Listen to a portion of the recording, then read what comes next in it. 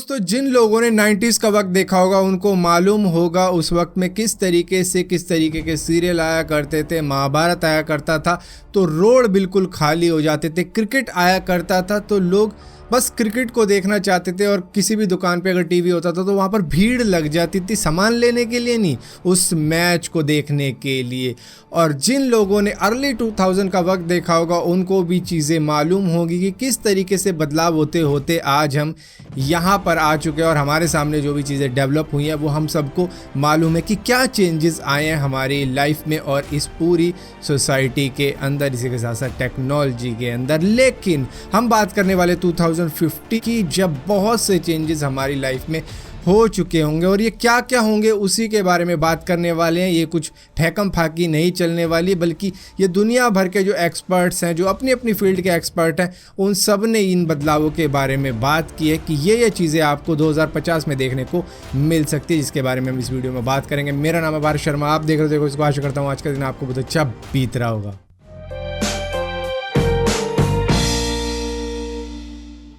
हम में से बहुत से लोगों को एक बात मालूम नहीं होगी कि करीबन 30 अप्रैल 1992 के वक्त में निकलोडियन ने एक टाइम कैप्सूल को ज़मीन में दफना दिया था, जिसको कहा गया था कि इसको मत खोलना करीबन 30 अप्रैल 2042 से पहले, और इसको खुलने की डेट यही है। तो ये उस वक्त में खुल जाएगा जिसमें से उस ज़माने की चीज़ें निकलेंगी जिस ज़माने में इसको दफनाया गया था। इसके अंदर बहुत सी चीज़ें हैं जैसे कि movie, CD, game boy, roller blade, books, magazine, T shirt, Barbie doll, pencil, photo, camera recording, video tape, और इसी के साथ साथ कई ऐसी चीज़ें हैं जो कि यादें लेके बैठी हुई है उस ज़माने की, जो कि उस ज़माने के लोगों को, बच्चों को मालूम चलेगी जो 2042 के वक्त में पैदा होंगे या फिर उससे आगे पैदा होंगे। उनको भी मालूम चलेगा कि हाँ भाई, उस ज़माने में ये चीज़ें हुआ करती थी और वहाँ के लोगों ने एक टाइम कैप्सूल को दफनाया था जो कि आज की डेट में खोला जाएगा। अगर बात की जाए रेलवेज़ की, तो रेलवे आज के टाइम पर भी काफ़ी हद तक इम्प्रूव हो चुकी है और इनकी इम्प्रूवमेंट चलती रहेगी, जो कि 2050 तक कुछ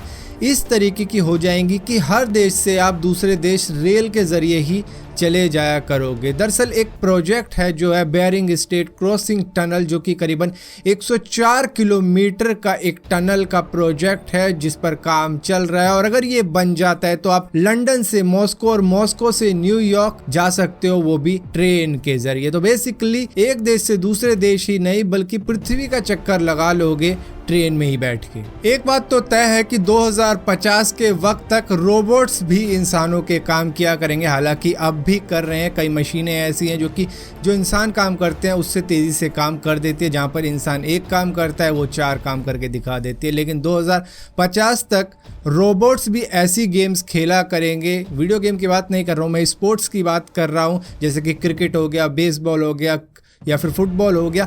इस तरीके के स्पोर्ट्स आपको रोबोट खेलते हुए नज़र आया करेंगे आपके टेलीविज़न पे। और इसी के साथ साथ शायद एम्पायरिंग या रेफरी वगैरह जो भी चीज़ें होती हैं वो उन्हीं के हाथ में आ जाएंगी, जो कि बहुत ही सटीक निर्णय लिया करेंगे उस वक्त में। I am sure artificial intelligence के बारे में तो आप सभी को मालूम होगा, और यहाँ पर फ्यूचर एक्सपर्ट रे क्रुजवेल का मानना है कि 2050 तक आर्टिफिशियल इंटेलिजेंस इस हद तक समझदार बन जाएगा कि वो खुद की सोच से काम करने लगेगा और अपने आप को इम्प्रूव करता चला जाएगा। ये इंटेलिजेंट मशीन बनाने में हमें बहुत ज़्यादा मदद करेगा और इसी के साथ साथ उस मशीन के अंदर जो दिमाग होगा उसी को हम आर्टिफिशियल इंटेलिजेंस कहेंगे, जो अपना काम खुद से करेगी और किस तरीके से करना है वो भी वो देख सकेगी। और इसी के साथ साथ 2050 से पहले जो एक मैसेज छोड़ा गया था किसी एलियन प्लेनेट पे, अ मैसेज फ्रॉम अर्थ के नाम से, वो भी शायद अपनी डेस्टिनेशन तक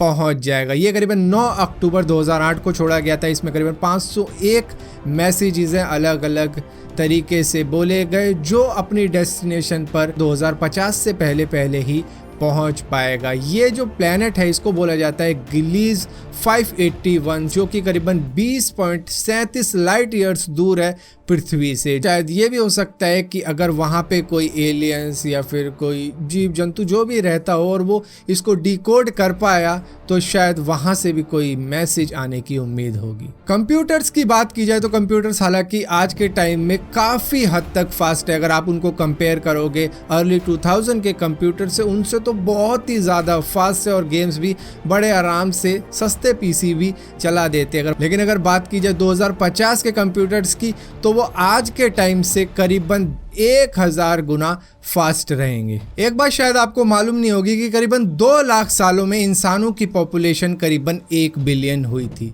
लेकिन उससे अगले 200 सालों में इंसानों की पॉपुलेशन पहुंच गई करीबन 7 बिलियन।